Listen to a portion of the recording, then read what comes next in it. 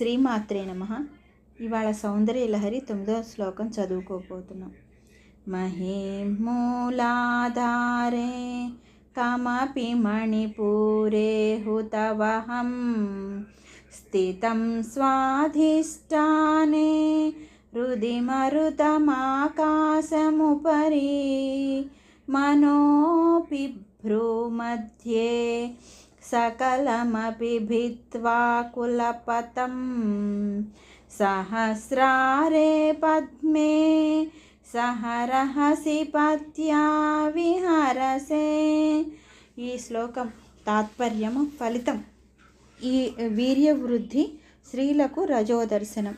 అరటిపండు నైవేద్యం పెట్టి చక్కగా శ్రద్ధగా చదివితే చక్కటి ఫలితం దక్కుతుంది.